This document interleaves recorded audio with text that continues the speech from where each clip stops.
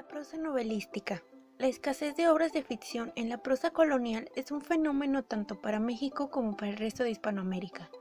Solo algunas novelas y obras híbridas cubren el rango de 3 siglos de este periodo. Esta ausencia es bastante sorprendente y no cuenta con una explicación fácil. A pesar de que se ha negado su existencia en Hispanoamérica, sí se escribieron novelas durante la época colonial. La respuesta a esta supuesta ausencia se encuentra en Pedro Enríquez Ureña, quien fundamentó en las provisiones legales de 1531 y 1543 el hecho de que no se escribiesen obras de ficción en América para salvaguardar las mentes de los indios. Pero Irving A. Leonard demostró en sus investigaciones la abundancia de libros de ficción en bibliotecas americanas y un floreciente comercio de libros procedentes de España, desmintiendo la afirmación anterior. En el siglo XVII mexicano, el panorama de la prosa de ficción eran las obras que serán analizadas a continuación. El siglo de oro en las selvas de Erífile, la vuelta al modelo clásico pastoril, de Bernardo de Balbuena. La publicación en 1608 del Siglo de Oro coincide con la decadencia del género pastoril, motivo más que suficiente para explicar el carente éxito de la novela. Balbuena tomó el modelo del tono novelesco que impuso Sanázaro, quien en el siglo XVI era un modelo clásico, muy al estilo de Virgilio, y de esta manera rompió con la línea que impuso Montemayor en su obra Diana.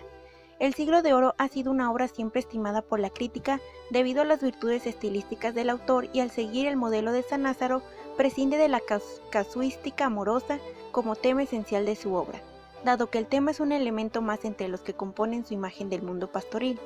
Ambos autores presentan un mundo idealizado donde transcurre plácidamente la vida del pastor y donde el tema amoroso compite con otros como la vida en contacto con la naturaleza, los juegos pastoriles, las burlas, los cantos, etc.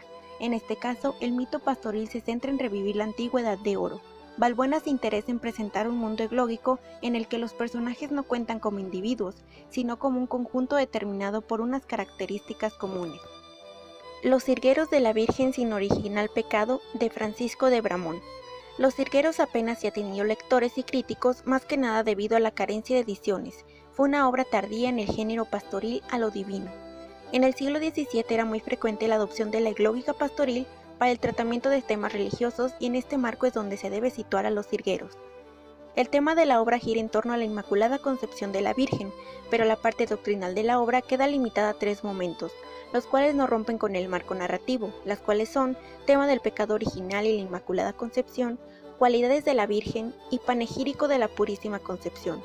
Se debe de tomar en cuenta que Bramón supo dar a su obra una gran cohesión narrativa y que incluso estas partes exentas por su contenido doctrinal están íntimamente ligadas a la trama novelesca.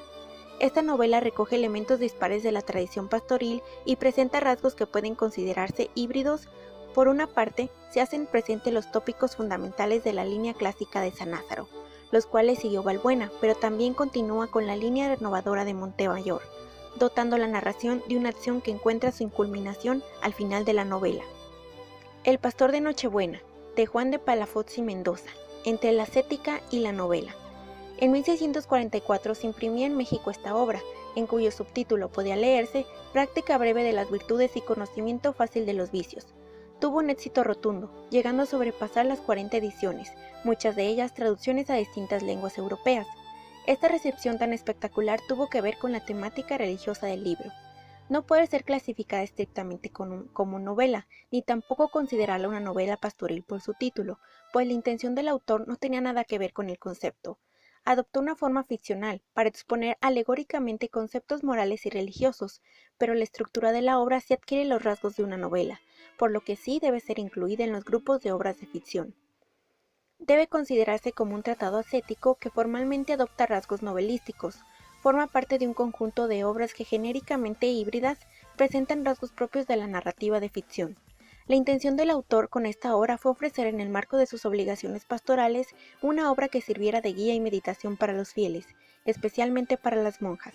Pretende hacer más asequibles conceptos religiosos que ya había expuesto en su obra Varón de Deseos, libro que realizó un recorrido ascético místico que permite el acercamiento del hombre a Dios.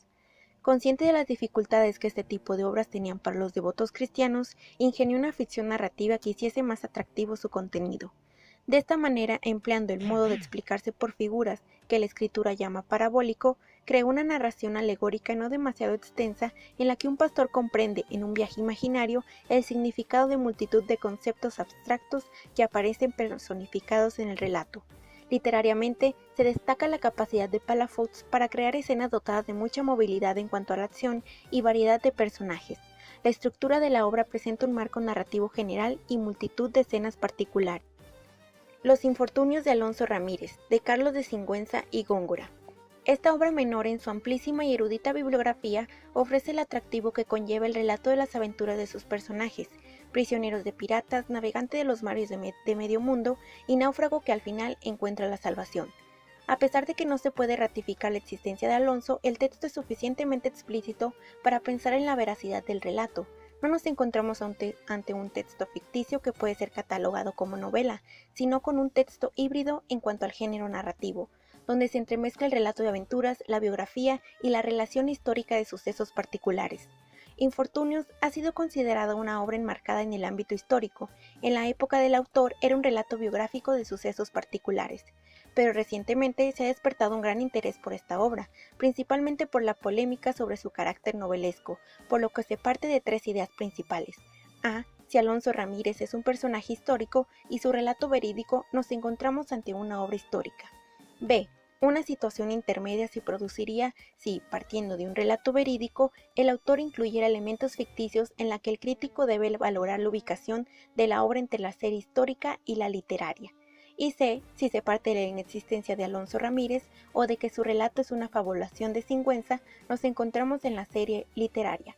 Los críticos siguen en continua discusión sobre el género de esta obra. Las opiniones se encuentran divididas a pesar del paso del tiempo. Sin embargo, José Carlos González Boiso la sitúa en la línea histórica, pues se inclina hacia la veracidad del relato.